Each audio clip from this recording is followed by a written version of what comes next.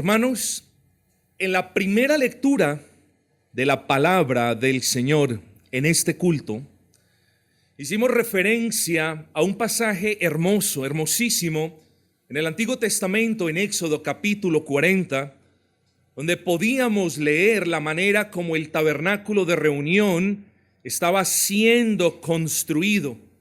Todo lo que se hizo en el tabernáculo de reunión fue como Dios se lo había ordenado a Moisés, lo cual nos da una hermosísima, valiosa y gran enseñanza de que todo lo que hacemos en la iglesia debe ser como Dios lo ha ordenado explícitamente en su palabra.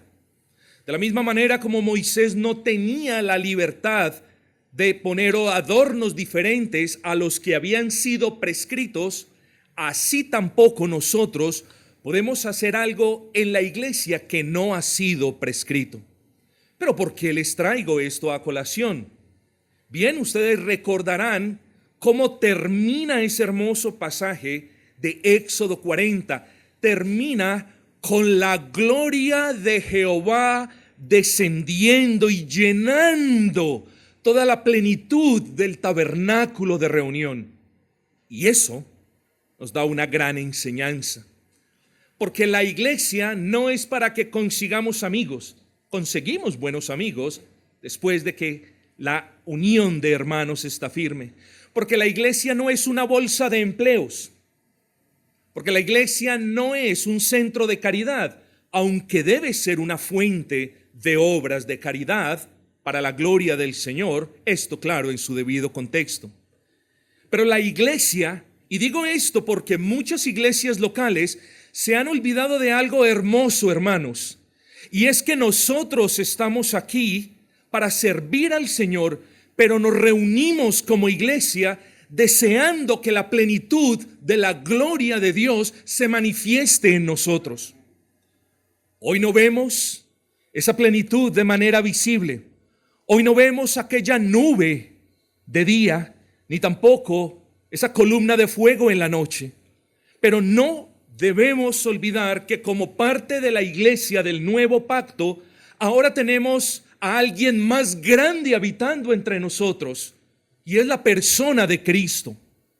Y no se nos debe olvidar que la oración del apóstol Pablo era, como ya lo vamos a explicar, ultimadamente para que nosotros anhelásemos la plenitud, la llenura de la gloria de Cristo. Así que eso queremos, hermanos. Si vienen más hermanos, gloria a Dios. Seguramente se convertirán más almas, gloria a Dios. Seguramente nuestras labores evangelísticas darán más fruto, gloria a Dios. Pero no debemos olvidarnos de que anhelamos la manifestación ya no visible, esa manifestación de la plenitud de la gloria de Dios.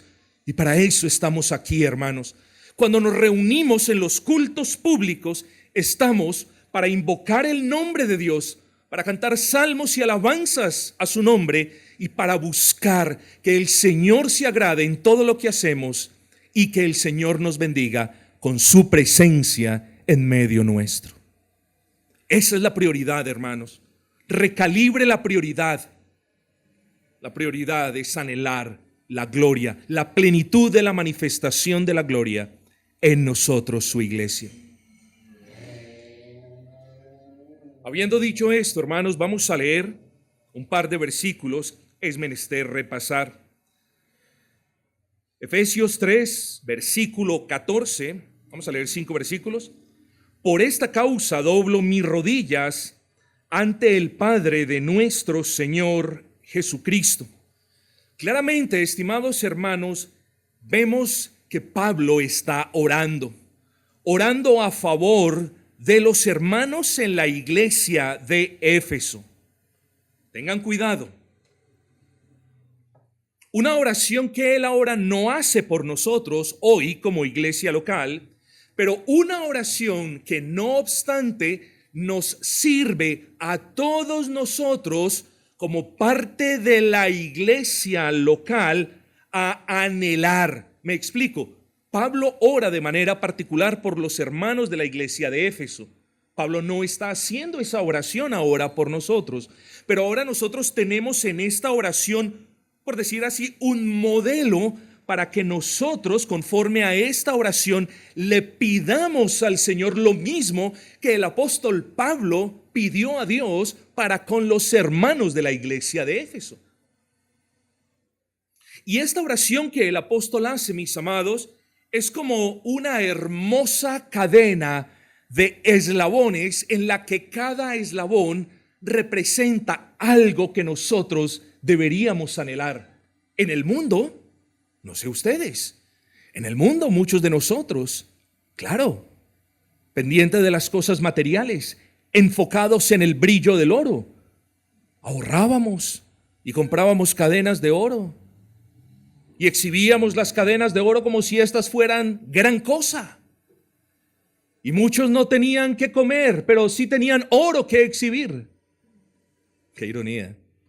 Y ahora venimos aquí a ver una hermosa cadena compuesta de eslabones en la que, repito, cada uno representa algo hermoso que nosotros como iglesia, sí, que usted como individuo, pero que nosotros como iglesia debemos anhelar.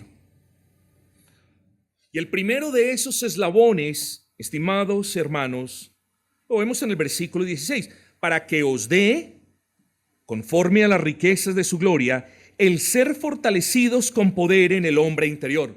No vamos a repetir nada de lo que ya hablamos en la entrega pasada.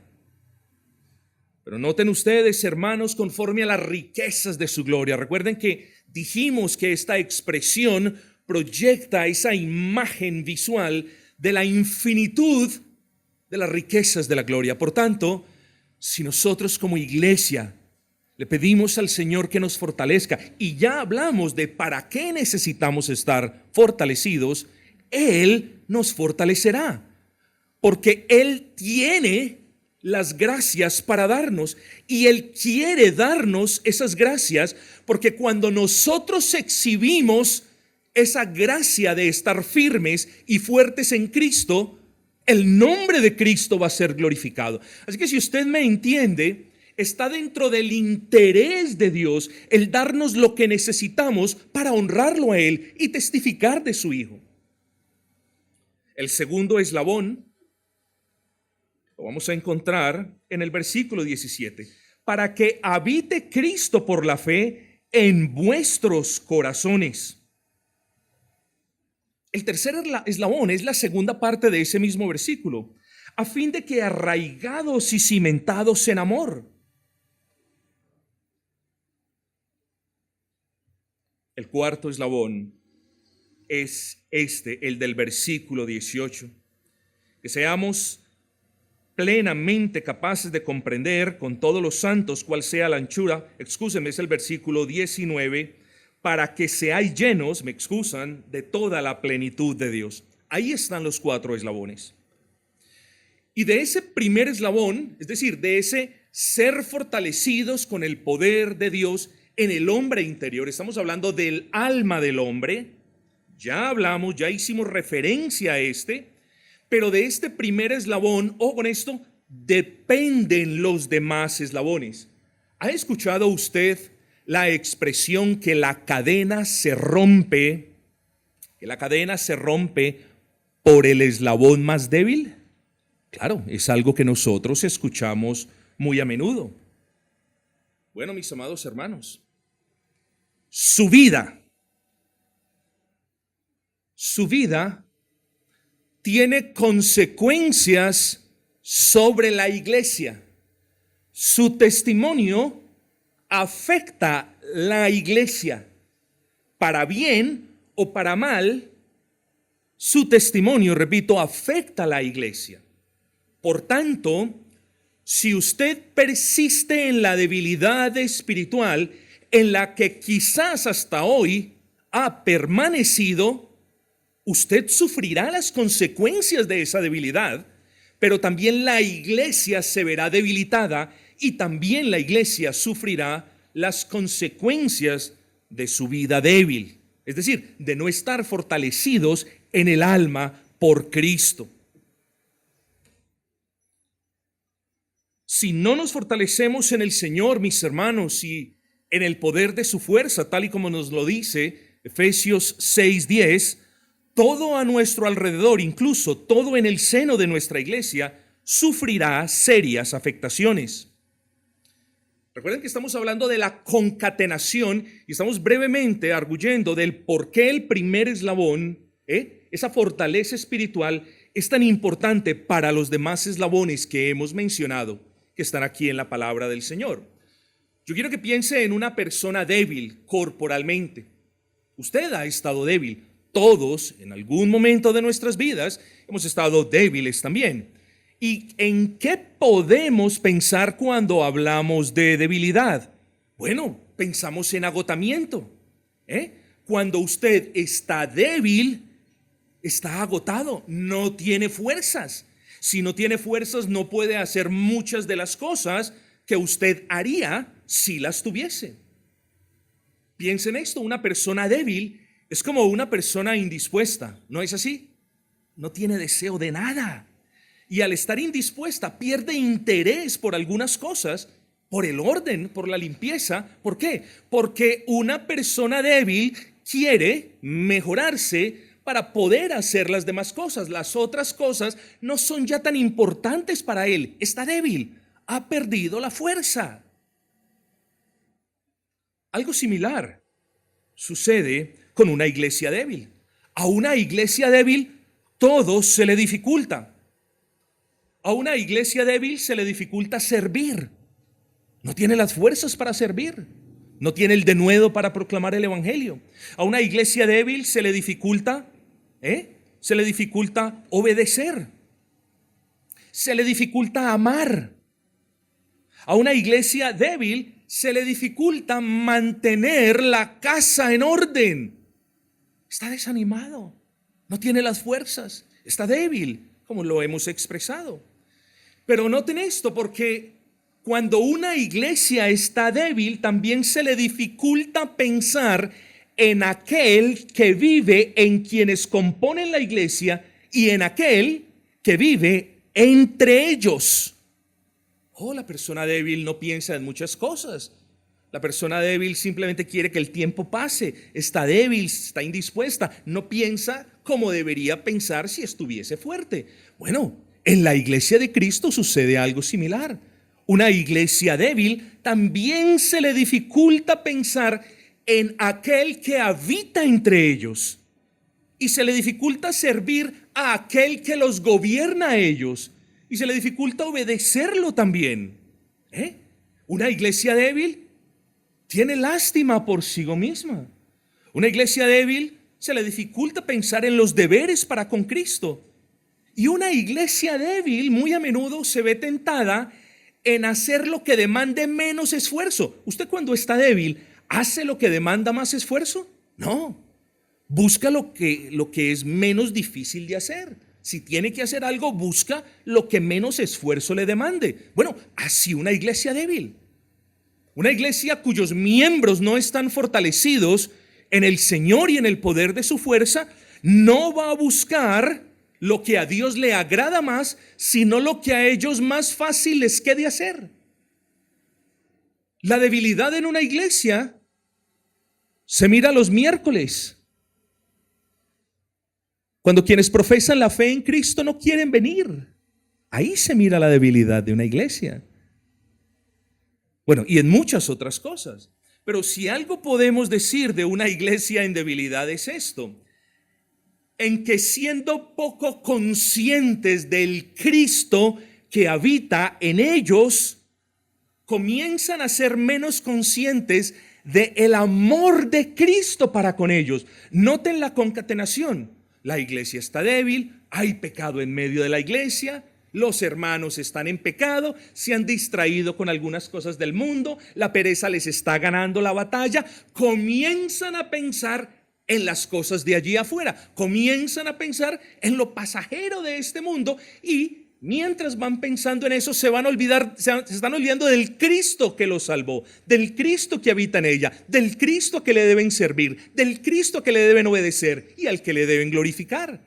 Y hermanos queridos, cuando la iglesia se va olvidando del Cristo que los salvó, también se van olvidando del amor de Él para con ellos. Y si no somos conscientes de la grandeza de Cristo en nosotros, y si no meditamos de manera continua en la inmensidad de sus gracias para con nosotros, particularmente de su amor para con nosotros, ¿cómo estaremos arraigados y cimentados en ese amor? Vean la concatenación. La debilidad me lleva a que no sea muy consciente de la presencia de Cristo. Y el no ser conscientes de esa presencia de Cristo nos lleva a su vez a no meditar en las implicaciones de vivir sin ese amor de Cristo. Así que para terminar este aparte, hágase esta pregunta. ¿Cree usted que, basado en lo que dijimos, cree usted que nosotros podemos estar llenos de la plenitud, de la gloria de Dios, si no estamos arraigados en el amor de Cristo? No, dice el apóstol Pablo, porque el apóstol Pablo va como en cadena, va como en pasos, como en escalones, de los cuales el estar fortalecidos en nuestra alma es el primero, mis hermanos queridos. Así que recordemos la enorme responsabilidad que tenemos de estar fortalecidos con el poder de Dios en nuestras almas, porque si lo estamos, entonces podremos presenciar y nos podremos gozar en eso que describe el apóstol Pablo, versículo 19, para que seáis llenos de toda la plenitud de Dios. Pero si no estamos firmes, presten atención, si no estamos firmes, no seremos conscientes de que Cristo vive en nosotros. No seremos conscientes del amor de Cristo para con nosotros. No podremos estar arraigados y fundamentados en ese amor de Cristo. No podremos comprender la magnitud del amor de Cristo y no vamos a ser llenos de la gloria de Cristo. Todo comienza, nos dice Pablo, con el estar fortalecidos en nuestras almas. Así que procuremos, hermanos, ser fortalecidos por el Señor y muy seguramente estaremos más pendientes de este segundo eslabón. ¿Cuál es? Cristo habita por la fe en nuestros corazones. Debemos entender muy bien esta frase, mis amados hermanos. Muy bien, versículo 17, para que habite Cristo por la fe en vuestros corazones. Y digo, debemos estar muy pendientes con el significado de esta frase, porque esta frase no se debe entender desde la perspectiva de la justificación del creyente, sino desde la perspectiva de la santificación. Me explico. El apóstol Pablo no les está diciendo a los hermanos de la iglesia de Éfeso, oiga, ustedes se tienen que fortalecer mucho, porque entonces si ustedes se fortalecen, van a ser salvos. ¿Sí me entendieron el punto?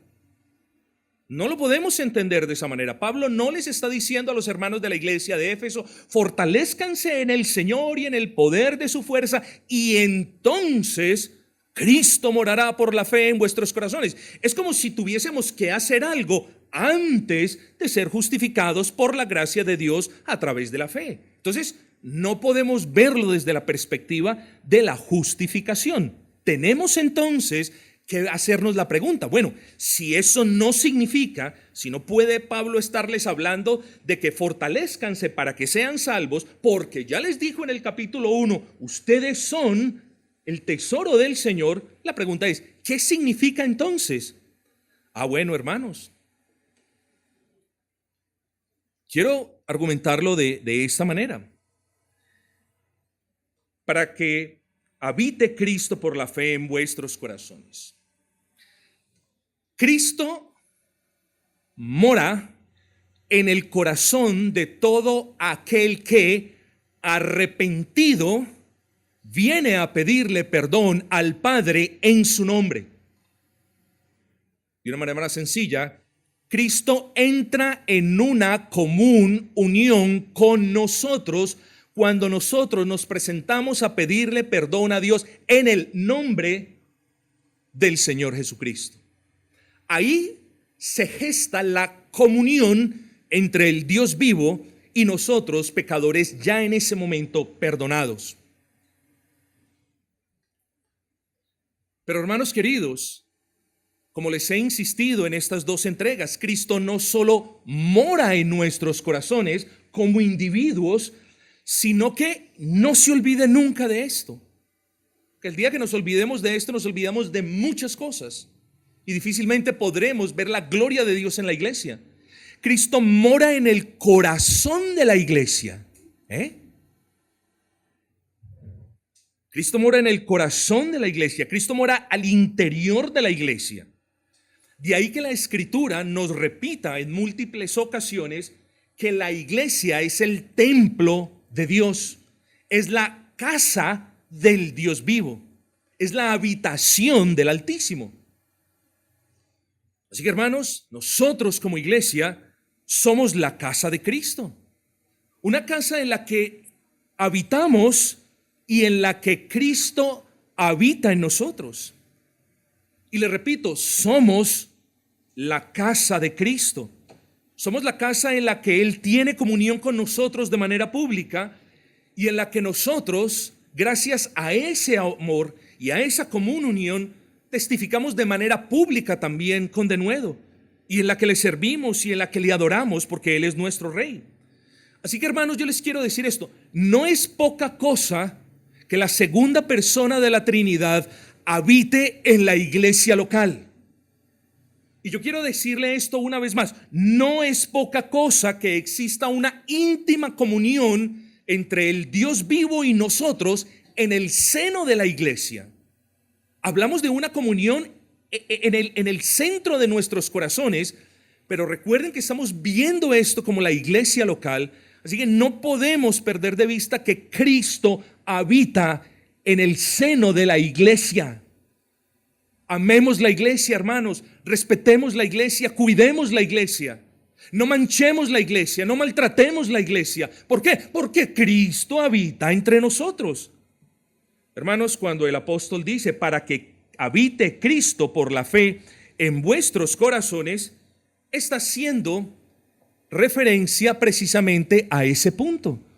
Para que nosotros, fortalecidos en el Señor y en el poder de su fuerza, ahora tengamos más conciencia de quién nos habita. Ese es el punto del apóstol Pablo.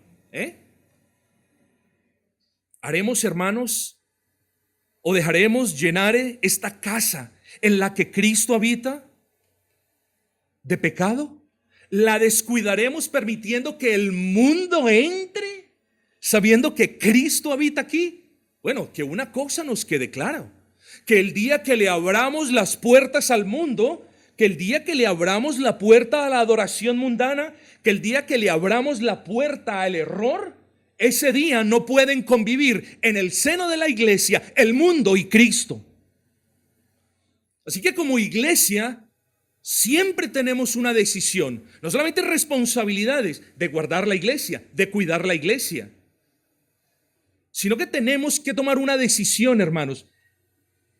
¿A quién queremos como huésped en medio de nosotros? Porque gracias a la fe, el Señor habita en nuestros corazones y por esa misma fe el Señor habita en el corazón de la iglesia. Entonces, te hago la pregunta a ti, cristiano, ¿a quién quieres en el seno de la iglesia? ¿Las cosas del mundo? ¿La adoración del mundo? ¿El error del mundo? ¿O quieres que Cristo habite en ella? ¿Y quieres ver la gloria de Cristo? ¿Y quieres ver más almas salvadas? ¿Y quieres ver más santificación entre los hermanos? ¿Y quieres ver más paz y más gozo entre ellos? ¿Qué es lo que queremos? Si queremos al mundo, hay muchas partes que nos ofrecen eso. Pero si queremos conservar la dulzura de la comunión con la segunda persona de la Trinidad, entonces tengamos cuidado, no contaminemos la iglesia, no manchemos la iglesia, no ensuciemos la iglesia. Más bien, hermanos queridos, les animo a adornar la iglesia Adornar la iglesia, como usted lo acaba de escuchar. ¿Cómo adornamos la iglesia? Con obras de justicia, mis hermanos. Así adornamos la iglesia. Adornamos la iglesia cuando hacemos lo correcto delante de Dios. Adornamos la iglesia cuando obedecemos la ley de Dios. Adornamos la iglesia cuando amamos a otros que han creído en el nombre del unigénito Hijo de Dios. Adornamos la iglesia cuando le servimos al Señor y vamos a ganar almas para el Señor. Así adornamos la iglesia. Adornamos la iglesia cuando nos congregamos de manera pública para invocar el nombre de Dios. Así adornamos la iglesia. Con obras de justicia, no con obras mundanas, se adorna la iglesia, el templo, la casa, la habitación de Cristo. Yo les animo, hermanos, a cuidarla. Y debemos cuidarla, mis amados hermanos, porque queremos agradar a Cristo. Hermanos, ¿no decía el hermano que nos presidía en el primer culto? Señor, queremos que tu rostro nos ilumine, que tu sonrisa. ¿No hablaba él de la sonrisa de Cristo? Hermanos, algunos puritanos utilizaban esa expresión que quería significar que el Señor se goce en nosotros, que el Señor se goce con lo que nosotros hacemos. Eso es lo que queremos, ¿no es así? No queremos el mundo, hermanos. Queremos a Cristo en medio de nosotros. Yo les animo, hermanos, a procurar la santidad para el gozo de Cristo. Y es mucho más lo que podemos decir. Entonces, mis hermanos, debemos fortalecernos en el hombre interior. Y eso es lo que significa este versículo, para que nuestra unión a Cristo por medio de la fe y nuestra unión los unos a los otros con esa o en esa misma fe hagan de nosotros esa casa en la que Dios se agrade. Hermanos, porque miren lo hipócritas que podemos llegar a ser, miren lo descuidados que podemos llegar a ser.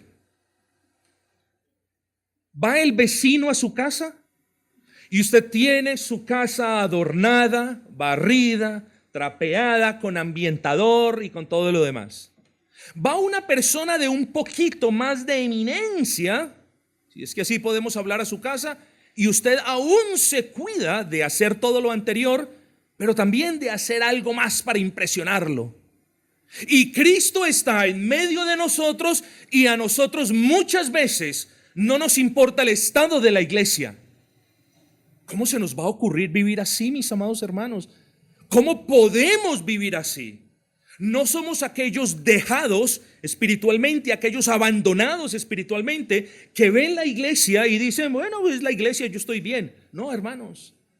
La iglesia es un reflejo de cómo están quienes la componen. Nunca se le olvide eso. Entonces, hermanos queridos, debemos conservarla limpia de pecado.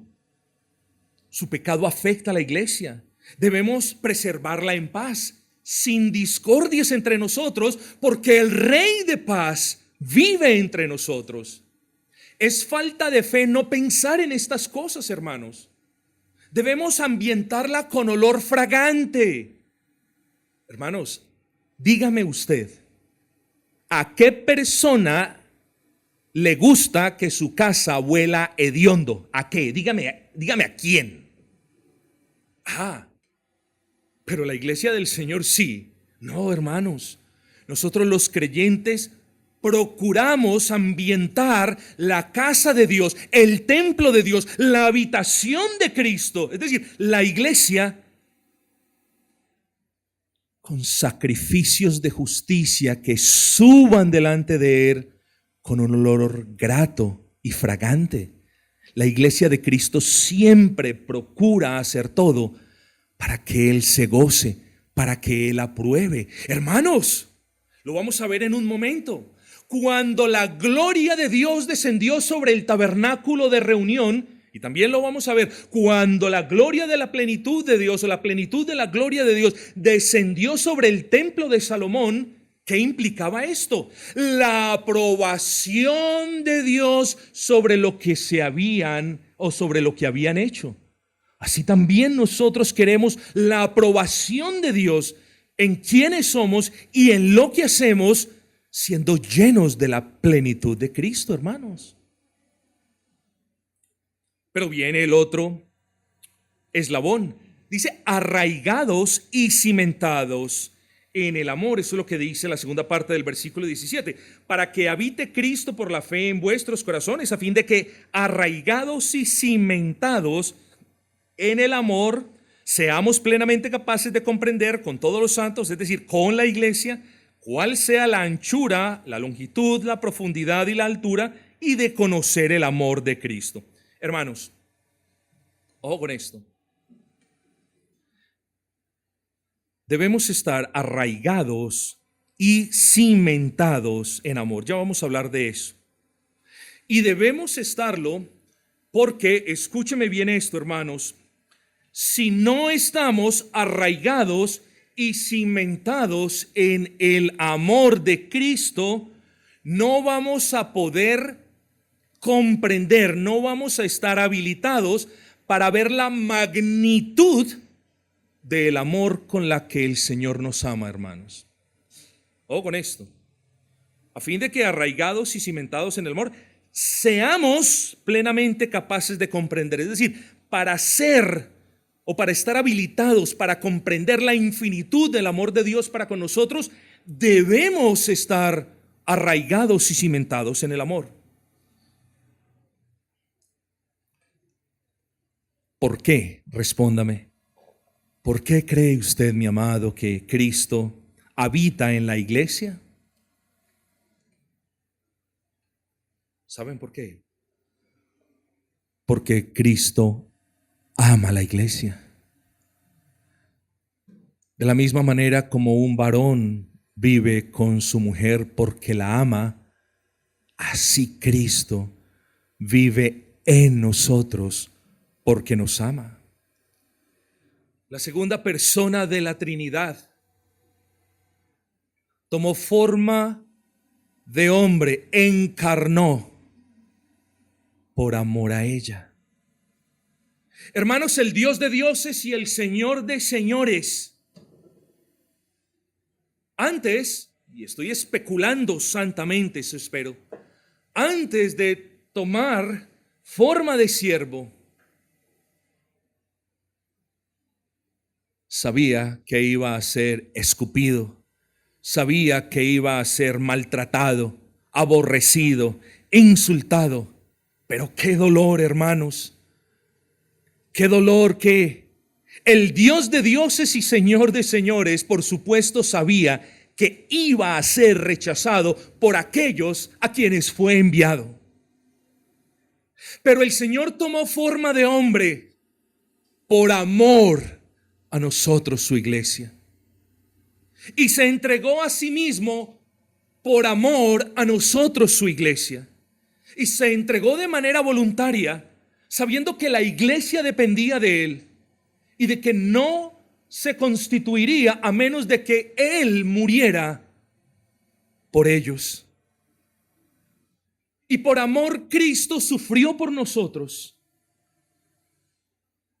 Escuchen esto, porque no concibió que su amada iglesia sufriera. Merecíamos, sí, pero no concibió que su iglesia sufriera.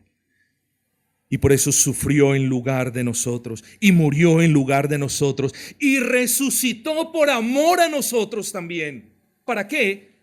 Para que vivamos con Él para siempre, para disfrutar de su amor para siempre. Hermanos, la historia de la redención es una historia de amor, del amor de Cristo para con nosotros. Y es en ese amor en el que nosotros debemos estar arraigados y edificados. Porque ¿qué llevó a Cristo a hacer todo esto por la iglesia? Bueno, su infinito amor que Pablo describe en términos de algo muy, pero muy grande, de algo infinitamente grande que es difícil de expresar en términos humanos. Hermanos, ¿podemos conocer el amor de Cristo? Claro, lo conocemos. Somos testigos de cuánto Cristo nos ama. Somos testigos de lo que hizo Cristo por nosotros. Lo acabamos de leer, lo acabamos de mencionar. Ahora, podemos comprender la plenitud de la infinitud del amor de Cristo. No en su totalidad. Estamos hablando de algo infinito. Nuestras mentes finitas no pueden comprender lo infinito. Entonces, conocemos el amor de Cristo, pero no comprendemos, al menos en la infinitud, el amor de Cristo. O con esto, usted conoce a una persona, pero quizás no la comprende. Eso no sucede, ¿no es así? Conocemos a una persona, pero no comprendemos las cosas que hace esa persona. Bueno, algo muy similar sucede con Dios. Dios es un Dios conocible, conocemos a Dios, conocemos el amor de Dios, comprendemos parte de ese amor, pero nuestras mentes limitadas no lo pueden comprender en su extensión total. Pero si queremos comprender más y más lo que significa ser amados por Dios, entonces debemos estar arraigados y cimentados en ese amor. Eso es lo que dice el apóstol Pablo. Léanlo ustedes.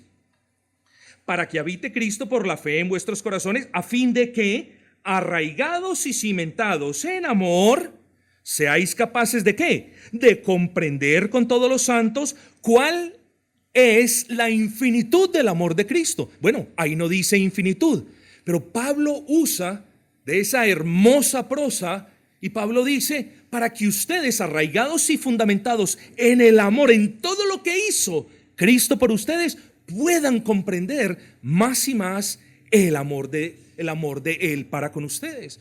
Hermanos, somos llamados a estar firmes.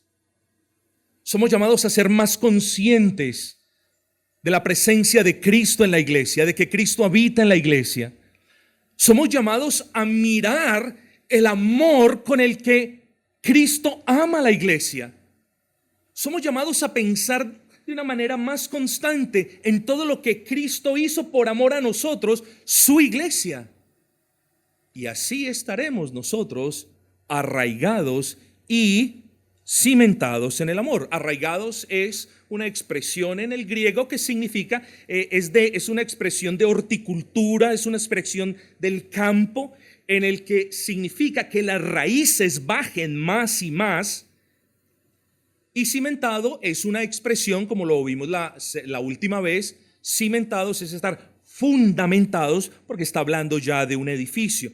Así que lo que dice el apóstol Pablo es: piensen más, mediten más, amen más, abracen más ese amor que Cristo les ha mostrado, y ustedes podrán comprender, si bien no toda la infinitud del amor de Dios para con ustedes, podrán comprender de una manera más precisa, más robusta ese amor.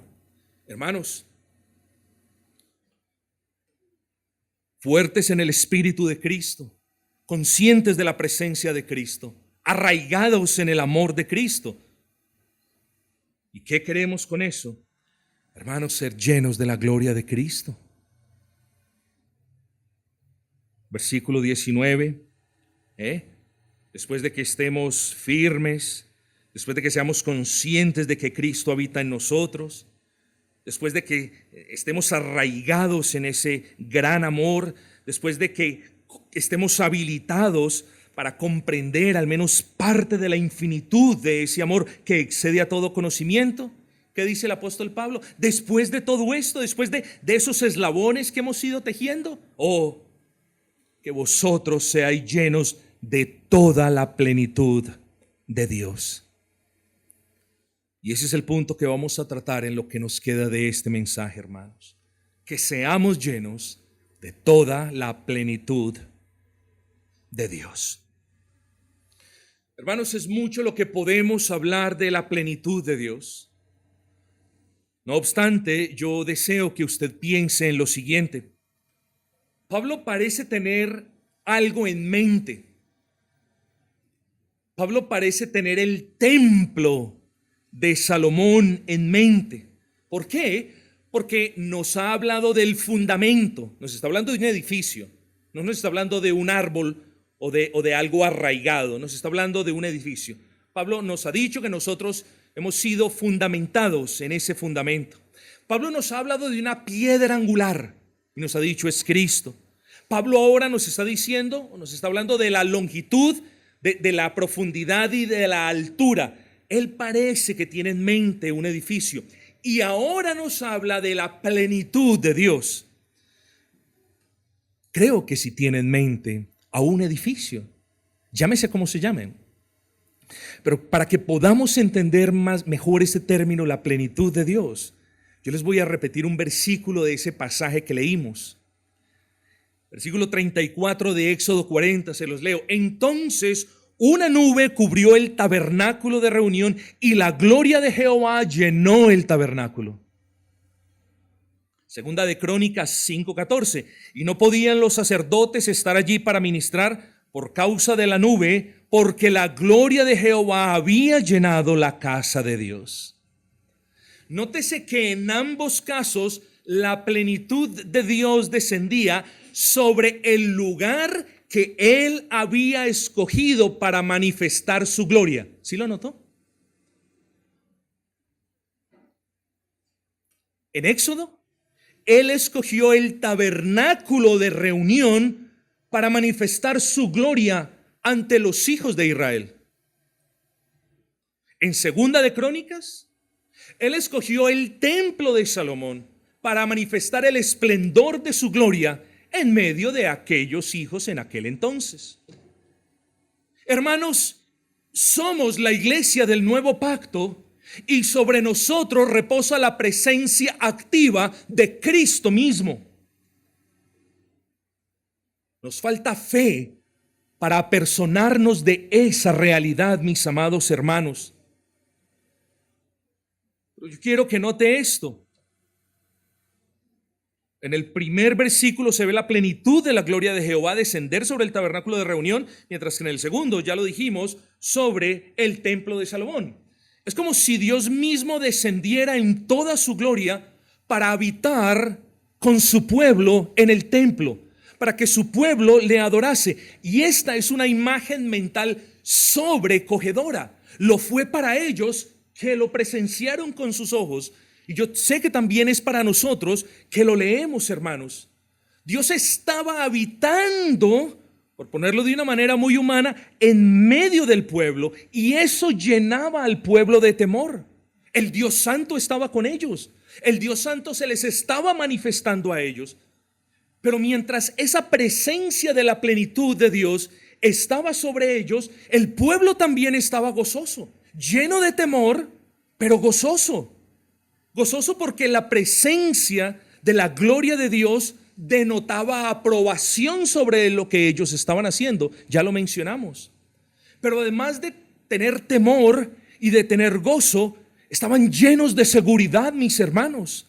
Porque si Dios estaba con ellos y estaba entre ellos y estaba morando con ellos, ¿quién podría contra ellos?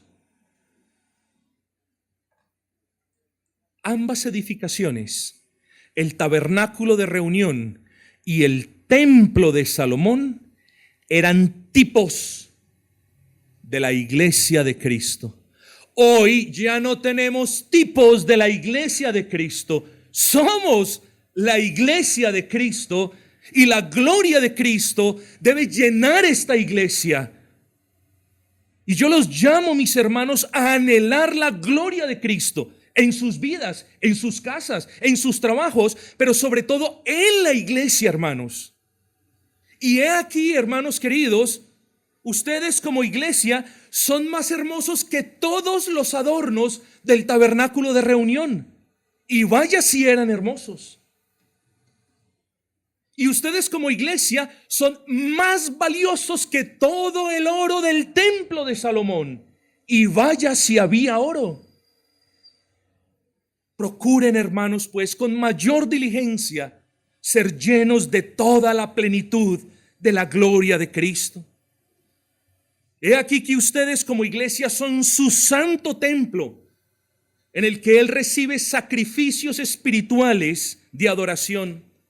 He aquí que ustedes son la morada suya, en la que Él vive hoy. y vivirá por siempre con ustedes. Hoy habita en nosotros y entre nosotros, pero siempre lo hará, aun cuando este cuerpo de muerte no esté más. Por tanto, mis amados hermanos, fortalezcámonos en el Señor. Seamos conscientes de que Cristo habita en nosotros. Meditemos más en el amor de Cristo para con nosotros. Arraiguémonos en ese amor. Edifiquémonos en ese amor. Y entonces podremos experimentar la llenura de la plenitud de la gloria de Cristo. ¿O qué queremos, hermanos? Yo sé que los creyentes queremos eso, mis amados. Que esta iglesia entonces no sea conocida ni por sus números, ni por su templo, ni por cuán eminentes son sus miembros, ni por ninguna otra cosa externa. Que esta iglesia sea conocida porque en ustedes como individuos habita Cristo y porque en ustedes como iglesia están llenos de la plenitud de su gloria. Que seamos conocidos por eso. Que la oscuridad del mundo pueda ver en nosotros la luz, una luz que no es propia, una luz que se deriva de la presencia y de la plenitud y de la llenura de Cristo en nosotros. Que este mundo en tinieblas no nos vea a nosotros, que vea a Cristo en nosotros y a Cristo gobernándonos a nosotros y a Cristo amándonos. Que eso vea el mundo, hermanos. Así que he aquí pues la oración del apóstol Pablo, pidiendo estas gracias para con nosotros, pero estas cuestiones, hermanos, deben ser procuradas por nosotros como iglesia. Fortaleza espiritual, más conciencia de la presencia de Cristo en nosotros, más comprensión del infinito amor de Él para con nosotros. Y también, hermanos, buscando en toda santidad y diligencia estar llenos de la plenitud de su gloria.